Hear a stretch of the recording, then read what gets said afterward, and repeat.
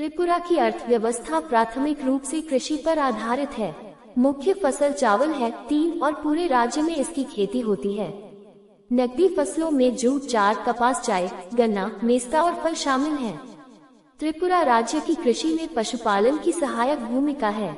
वनोपज आधारित उद्योग इमारती लकड़ी, ईंधन और लकड़ी के कोयले का उत्पादन करते हैं। 1994 में चाय का उत्पादन 35,55,593 किलोग्राम था। यहाँ मुख्यतः छोटे पैमाने पर निर्माण कार्य होता है, जिसमें बुनाई, बधाईगिरी, टोकरी व मिट्टी के बर्तन बनाने जैसे कई कुटीर उद्योग शामिल हैं। छोटे पैमाने के उद्योगों के विकास को बढ़ाने में राज्य सरकार सक्रिय है। बांस व भित्त हस्तशिल्प में कक्ष विभाजक, फर्नीचर, भित्ति पट्टिका, टेबल, मैट और फर्श पर बिछाने वाली चटाइयाँ शामिल हैं, जिन्हें स्थानीय स्तर पर बनाया जाता है। औद्योगिक इकाइयाँ चाय, चीनी, डिब्बाबंद फल, कृषि औजार, ईंट और जूते चप्पल बनाती हैं।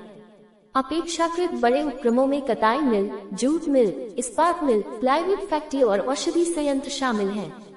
अगरतला, अंबासा, खोवाई, धर्मनगर, कैलाशहर, उदयपुर और बगाफा में स्थित डीजल चालित ताप संयंत्रों से बिजली मिलती है। इसके अलावा गुमटी पनबिजली परियोजना 1976 में पूरी हुई से भी बिजली मिलती है। इसकी कुल स्थापित क्षमता 6,935 मेगावाट है। राज्य में हाल ही में प्राकृतिक गैस के व्यापक संसाधनों की खोज हुई है। त्रिपुरा राज्य मुख्यतः पहाड़ी इलाका है। त्रिपुरा राज्य में त्रिपुरा पहाड़ियाँ भी स्थित है। इसका भौगोलिक क्षेत्र 10,49,169 हेक्टेयर है। अनुमान है कि 2,80,000 हेक्टेयर भूमि कृषि योग्य है। 31 मार्च 2008 तक 93,359 हेक्टेयर भूमि क्षेत्र में लिफ्ट सिंचाई, गहरे नलकूप, दिशा परिवर्तन, मध्यम सिंचाई व्यवस्था, शैलो ट्यूबवेल आदि के जरिए सुनिश्चित सिंचाई के प्रबंधन किए गए हैं। ये राज्य की सिंचाई योग्य भूमि का 79.97% और कृषि योग्य भूमि का लगभग 33.34% है। लोक निर्माण विभाग जल संसाधन द्वारा 1411 डाइवर्सन स्कीम, 166 गहरे नलकूप स्कीमें पूरी की जा चुकी हैं। 3 मध्यम सिंचाई योजनाओं कुमती, खोवई और मनु के जरिए कमान एरिया के कुछ भाग को सिंचाई का पानी उपलब्ध कराया जा रहा है। नहर प्रणाली का कार्य तक पूरा हो जाने की उम्मीद है। इस समय राज्य की बिजली की मांग लगभग 162 मेगावाट है।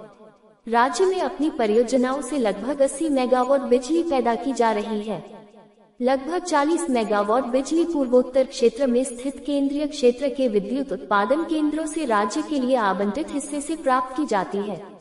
यह आकलन किया गया है कि वर्ष 2012 के दौरान सर्वोच्च मांग लगभग 396 मेगावाट को भी पूरा कर दिया जाएगा, जो राजीव गांधी विद्युतीकरण योजना तथा राज्य के औद्योगिकीकरण के परिणाम स्वरूप उत्पन्न होगी। पहाड़ी स्थलाकृति के कारण यहाँ संचार में कठिनाई आती है। 3 ओर से 839 किलोमीटर बांग्लादेश से घिरे होने के कारण त्रिपुरा शेष भारत से लगभग कटा हुआ है। अगरतला करीमगंज असम सड़क किलोमीटर एकमात्र भूमार्ग है और धर्मनगर से असम के कलकली घाट तक metre gauge railway line 45 kilometre है।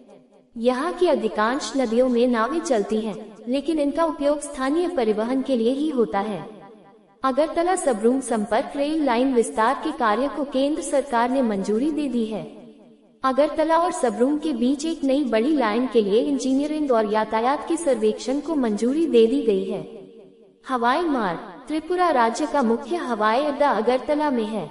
अगरतला कोलकाता, पश्चिम बंगाल और असम के विभिन्न नगरों से वायु मार्ग द्वारा जुड़ा है। राज्य के भीतर भी वायुसेना उपलब्ध है। नागरिक उड्डयन मंत्रालय से अनुरोध किया गया है कि वह इंडियन एयरलाइंस और इस क्षेत्र में काम कर रही अन्य निजी उड्डयन कंपनियों से कहे कि वे अगरतला और सिलचर के बीच बारास्ता, कैलाशहर व कमालपुर उड़ान सेवा शुरू करें। मंत्रालय ने राज्य सरकार से कहा है कि वह पूर्वोत्तर परिषद के साथ एक आशय पत्र हस्ताक्षर कर ले और कैलाशहर व कमालपुर हवाई अड्डों के विकास पर आने वाले व्यय को वहन करें। राज्य सरकार ने इस प्रस्ताव पर सहमत होने में अपनी असमर्थता जताई है। शिक्षा 21 जनवरी 1972 में त्रिपुरा के संपूर्ण राज्य बनने के बाद से शिक्षा के क्षेत्र में राज्य ने तेज गति से विकास किया है। आकार में छोटा लेकिन बेहद खूबसूरत राज्य त्रिपुरा क्षेत्र और क्षेत्र के बाहर के विद्यार्थियों के लिए शिक्षा की बहुत अच्छी सुविधा उपलब्ध करा रहा है। प्रदेश में शासकीय विद्यालयों के साथ साथ निजी विद्यालय भी संचालित किए जा रहे हैं।